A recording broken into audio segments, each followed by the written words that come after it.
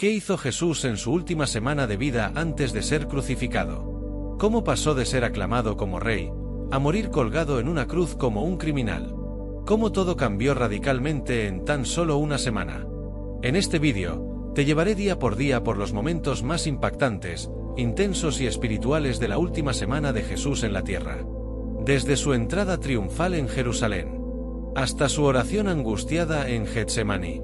Desde la traición de uno de sus discípulos, hasta su juicio ante Pilato, el peso de la cruz, y el instante en que el cielo se oscureció. Te mostraré con detalles que quizás muchos pasan por alto, pero son cruciales para el desenlace de la vida de Jesús. Te invito a que mires conmigo cómo fue la última semana de Jesús en la tierra. Comencemos con el día en que todos gritaron: ¡Hosanna! Bendito el que viene en el nombre del Señor. Ese es el día 1, Domingo de Ramos. Jesús se encontraba en Betania, a pocos kilómetros de Jerusalén. Desde allí envió a 2 de sus discípulos con una instrucción precisa: encontrar un pollino atado, en el que ningún hombre hubiera montado. Este detalle no es menor, era una señal del cumplimiento de la profecía de Zacarías 9:9, donde el Mesías llegaría montado humildemente, no como un guerrero, sino como un rey de paz. Los discípulos obedecieron, y Jesús montó el pollino. Mientras descendía por el monte de los Olivos hacia Jerusalén, la multitud extendía sus mantos en el camino y cortaba ramas de palmera para recibirlo. Gritaban: ¡Hosanna! Bendito el que viene en el nombre del Señor. Estas palabras no eran simples elogios, eran una súplica mesiánica: sálvanos ahora. Pero aunque el pueblo celebraba, Jesús lloró sobre Jerusalén. No fue una entrada triunfal en el sentido humano. Él sabía que muchos que hoy lo aclamaban, días después pedirían su crucifixión. Sabía que no comprendían el verdadero alcance de su misión. Y pronunció una profecía: «Oh Jerusalén, no conociste el tiempo de tu visitación». Ese mismo día, Jesús entró al templo y lo halló profanado. Había cambistas, comerciantes, ruido. Y entonces, sin titubear, volcó las mesas y echó fuera a los vendedores. Dijo: «Mi casa será llamada casa de oración, pero vosotros la habéis hecho cueva de ladrones». Fue un acto de autoridad, pero también una declaración espiritual: el templo debía volver a ser un lugar santo. Los principales sacerdotes y escribas se indignaron. No entendían cómo alguien sin cargo oficial se atrevía a tomar ese tipo de acciones. Pero los niños, los ciegos y cojos que fueron sanados, gritaban de alegría. Jesús estaba cumpliendo lo que los líderes religiosos no podían ver. Así comenzó la última semana de Jesús, con señales poderosas, profecías cumplidas y corazones divididos. Un día lleno de gloria, pero también de lágrimas.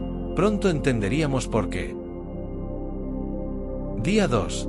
El lunes de la maldición de la higuera y la limpieza del templo. A la mañana siguiente, Jesús salió temprano de Betania con sus discípulos, rumbo a Jerusalén.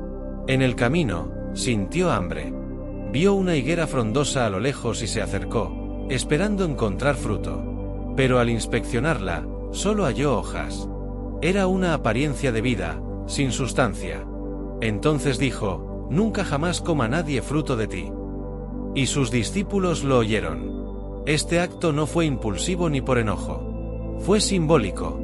La higuera representaba a Israel, apariencia de religiosidad, pero sin frutos verdaderos de justicia. Jesús no maldijo una planta por capricho, sino que dio una lección visual sobre el juicio que venía para un sistema espiritual vacío. Cuando llegó al templo, encontró lo mismo que el día anterior: comercio, bullicio y un lugar santo profanado. Pero esta vez, su reacción fue más intensa. Volvió a echar fuera a los que compraban y vendían, volcó las mesas de los cambistas y las sillas de los que vendían palomas. No permitió que nadie pasara por el templo cargando cosas. Y les enseñó diciendo: ¿no está escrito: mi casa será llamada casa de oración para todas las naciones? Pero vosotros la habéis hecho cueva de ladrones. El impacto fue inmediato. Los líderes religiosos se sintieron confrontados. Empezaron a buscar cómo matarlo. No podían soportar su autoridad, ni su pureza, ni su verdad. Ese día, Jesús no solo limpió el templo físico, también empezó a revelar que el verdadero templo era el mismo. Y que vendría un nuevo tiempo en que la adoración no dependería de un lugar, sino de espíritu y verdad. Por la tarde, Jesús y sus discípulos salieron de la ciudad. Se retiraron nuevamente a Betania, donde pasaron la noche. El día había sido fuerte, con señales visibles y una confrontación clara a la hipocresía. La semana seguía avanzando, y cada paso de Jesús revelaba más su misión, no solo morir, sino purificar, corregir y enseñar el verdadero camino a Dios. Día 3. Martes, el día de las confrontaciones y las profecías. Jesús salió temprano de Betania, caminando con sus discípulos hacia Jerusalén. Al pasar junto a la higuera que había maldecido el día anterior, la encontraron seca desde la raíz. Pedro se sorprendió. «Maestro, mira, la higuera que maldijiste se ha secado». Jesús no habló de árboles, sino de fe. «Tened fe en Dios», dijo. «Si decís a este monte que se lance al mar, y no dudáis, sucederá. Pero también os digo, si tenéis algo contra alguien, perdonad, para que vuestro Padre os perdone a vosotros». Era un mensaje directo. Su enseñanza no era solo poder espiritual, sino reconciliación. Ese mismo día, dentro del templo, los líderes religiosos lo confrontaron. «¿Con qué autoridad haces esto? ¿Quién te dio este poder?». Jesús los acorraló con una pregunta. ¿El bautismo de Juan era del cielo o de los hombres? No supieron qué responder. Si decían del cielo, quedarían expuestos. Si decían de los hombres, temían al pueblo. Así que respondieron: «No lo sabemos». «Entonces yo tampoco os diré con qué autoridad hago esto». Y entonces, uno tras otro, Jesús les lanzó parábolas cortantes como espadas. La de los 2 hijos que obedecen distinto. La de los labradores malvados que matan al hijo del dueño. La del banquete donde los invitados no quisieron venir, y otros fueron llamados. Ellos entendieron, y querían matarlo. Pero temían a la multitud. Ese día, fariseos, herodianos y saduceos intentaron hacerlo caer con preguntas engañosas. ¿Es lícito pagar tributo al César? ¿De quién será esposa la mujer que tuvo 7 maridos en la resurrección? Jesús los dejó sin palabras. Dad al César lo que es del César, y a Dios lo que es de Dios. Dios no es Dios de muertos, sino de vivos. Después, él mismo lanzó preguntas. ¿Cómo es que el Cristo es hijo de David, si David lo llama Señor? Nadie se atrevió a responder. Nadie se atrevió a preguntarle más. Entonces, mirando al templo, pronunció las 7 lamentaciones contra los fariseos, denunciando su hipocresía. «Ay de vosotros, escribas y fariseos. Limpiáis el vaso por fuera, pero dentro estáis llenos de robo y desenfreno. Sois sepulcros blanqueados». Salió del templo. Era la última vez que lo vería. Desde el Monte de los Olivos, mirando Jerusalén a lo lejos, sus discípulos le preguntaron: «¿Cuándo será el fin? ¿Qué señales habrá?». Y así, Jesús habló del fin de los tiempos: guerras, terremotos, persecuciones, falsos profetas, y el Hijo del Hombre viniendo en gloria. Pero también les dio una advertencia: «Velad, estad preparados. Nadie sabe el día ni la hora». Esa noche, volvió a Betania. Jerusalén ardía en tensión. Pero Jesús dormía con la calma de quien ya conoce el final. Día 4. Miércoles de silencio y traición. El día amaneció más callado que los anteriores. No hay registro de que Jesús enseñara en el templo. No hay multitudes. No hay discursos. Solo silencio. Un silencio que habla.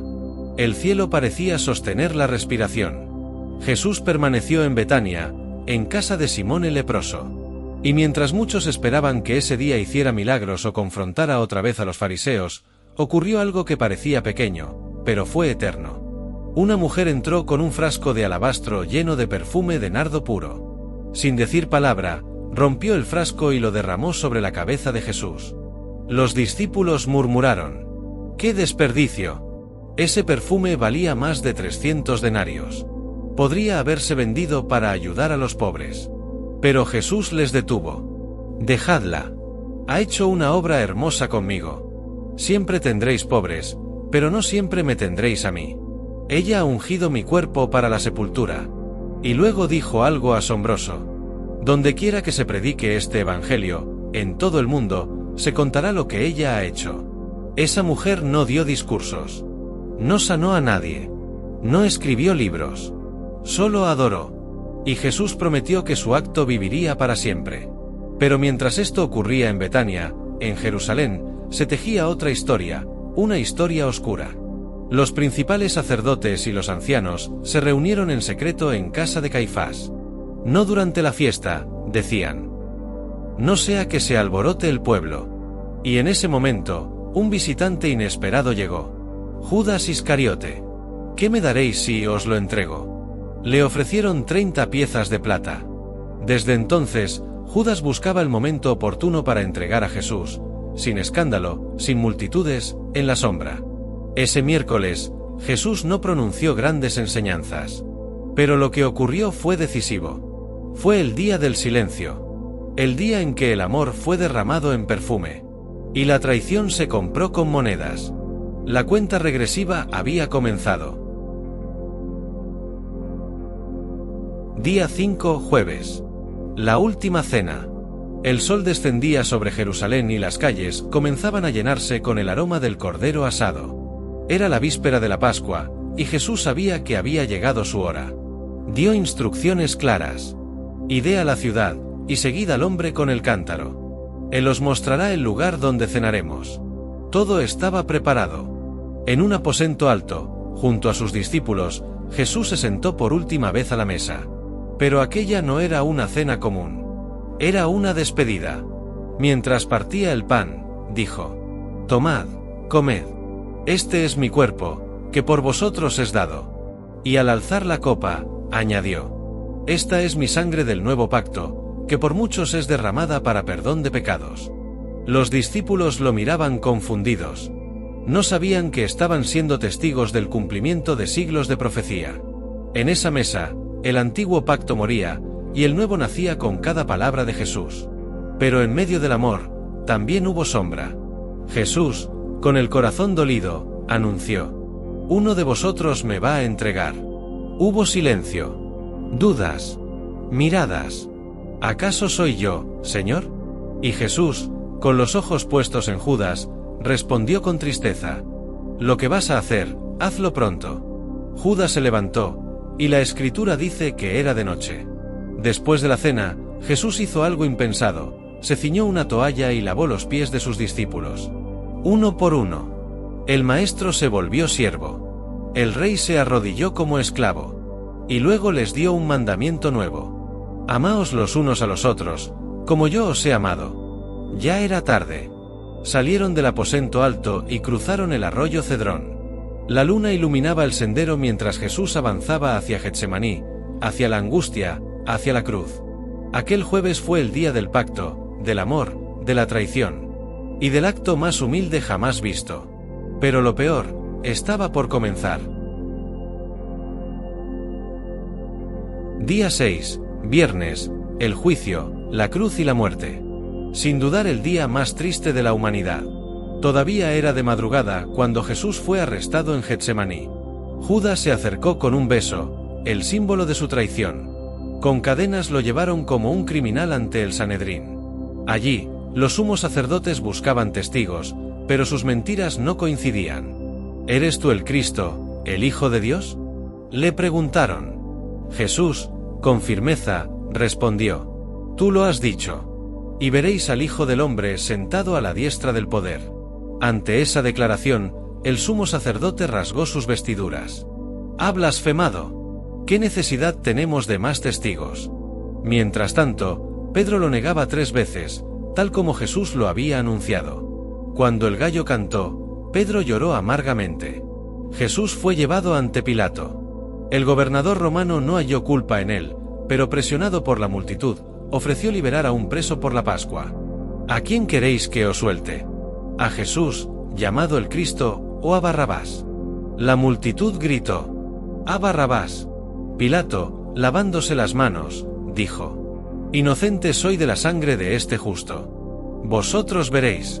Jesús fue azotado cruelmente. Le pusieron un manto púrpura, una corona de espinas, y lo golpearon burlándose. Salve, Rey de los judíos.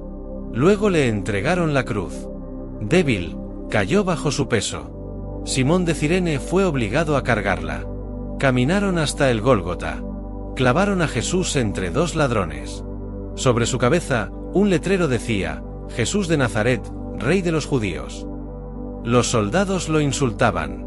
Los líderes se burlaban.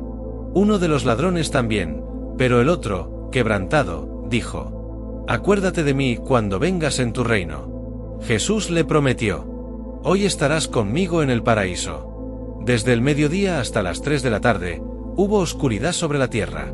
Jesús, colgado del madero, clamó: Dios mío, ¿por qué me has desamparado? Y con su último aliento, exclamó: Consumado es. Luego, entregó su espíritu. El velo del templo se rasgó en dos. La tierra tembló. Las tumbas se abrieron. Y un centurión romano, al ver todo, dijo: Verdaderamente este era el Hijo de Dios. Ese viernes fue el día más oscuro, pero también el más glorioso. El día en que el Cordero fue inmolado, no solo por Israel, sino por el mundo entero. Día 7.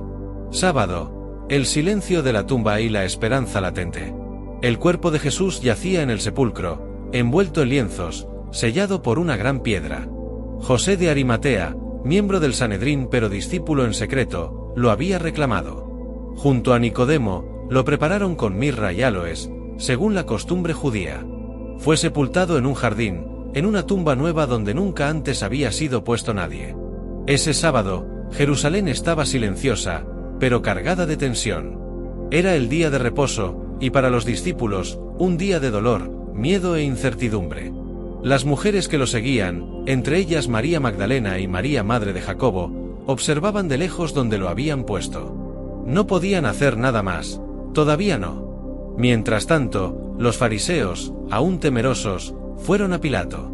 Señor, le dijeron, recordamos que ese engañador dijo que resucitaría al tercer día. Manda asegurar el sepulcro, no sea que sus discípulos roben el cuerpo y digan que ha resucitado. Pilato respondió: Tenéis una guardia. Aseguradlo como sabéis. Así colocaron una guardia romana y sellaron la piedra. Creyeron que con soldados y sellos podían detener lo que estaba profetizado desde el principio del mundo. Pero mientras la ciudad descansaba, y el cielo seguía en silencio, el plan eterno de Dios seguía avanzando. Era el día del reposo. Y el cuerpo del Cordero descansaba. Pero en el reino invisible, algo se estaba gestando. Porque la muerte no tendría la última palabra. Día 8. Domingo de Resurrección. Al amanecer del primer día de la semana, mientras todavía estaba oscuro, María Magdalena fue al sepulcro. Lo que encontró fue inesperado. La piedra había sido removida. Corrió de inmediato a buscar a Pedro y al otro discípulo, aquel que Jesús amaba, y les dijo: Se han llevado del sepulcro al Señor, y no sabemos dónde lo han puesto. Pedro y Juan corrieron al sepulcro. Juan llegó primero, se inclinó, y vio los lienzos, pero no entró. Pedro entró y vio los lienzos colocados, y el sudario enrollado aparte. Juan también entró, y creyó. Aún no entendían que era necesario que él resucitara de entre los muertos. Los discípulos se fueron, pero María se quedó, llorando. Y en ese momento, algo milagroso ocurrió. Vio a dos ángeles vestidos de blanco. ¿Por qué lloras?, le preguntaron. Porque se han llevado a mi Señor, respondió ella. Y entonces lo vio. A él. Pero no lo reconoció al principio. Mujer, ¿por qué lloras? ¿A quién buscas? Señor, si tú lo has llevado, dime dónde lo has puesto y yo lo recogeré. Jesús le dijo: María. Ella lo reconoció al instante. Rabí. No fue a los poderosos, no fue al templo, no fue al Sanedrín. Jesús se reveló primero a una mujer, una discípula fiel, marcada por su gracia. Le dio una misión. Ve y di a mis hermanos, subo a mi Padre y vuestro Padre, a mi Dios y vuestro Dios. Y así, María Magdalena fue la primera mensajera de la resurrección. Fue y anunció a los discípulos: He visto al Señor. El sepulcro estaba vacío. La muerte había sido vencida. El rey que entró aclamado en Jerusalén, que fue traicionado, juzgado, golpeado y crucificado, ahora vivía. La semana más intensa de la historia terminó con una promesa viva. Jesús resucitó. Y con él, nació la esperanza para siempre. La última semana de Jesús no fue solo una cadena de hechos. Fue el corazón mismo del Evangelio latiendo con fuerza, dolor y esperanza. No fue el fin, fue el cumplimiento. No fue derrota, fue victoria disfrazada de cruz. No fue silencio, fue la voz de Dios hablándole al mundo con sangre y redención. Y hoy, más de 2000 años después, esa semana sigue cambiando vidas. Porque cuando entiendes lo que Jesús vivió, no puedes seguir viviendo igual. La tumba vacía no solo es una prueba de poder, es una invitación a comenzar de nuevo. Gracias por acompañarnos hasta aquí. Si esta historia te habló al corazón, no olvides suscribirte, porque hay mucho más por descubrir de la palabra del Señor. Nos vemos en el próximo vídeo. Dios te guarde y bendiga.